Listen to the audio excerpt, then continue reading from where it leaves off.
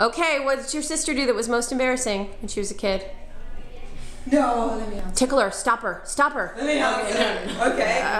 No. There was this holiday. Okay, no.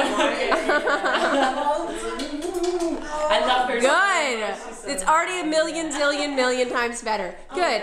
Now do a little bit less physically, but keep doing stuff physically. You can poke, tickle, pull hair, keep talking, and okay, she had blabbermouth.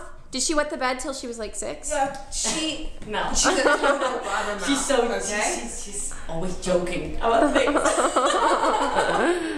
Okay. Yeah. Really? Yeah. So she's a total blabbermouth? She is a total Yeah, go straight to the lines. Good. No, I am not. You still go on, like saying your advice to everyone. Oh, and you don't repeat your stories on the phone over and over. Yeah, but with MCI time a minute, it doesn't cost her the mortgage, you know. Yeah, that's true. Plus, you're my favorite blabbermouth sister. I'm her only sister. Very good.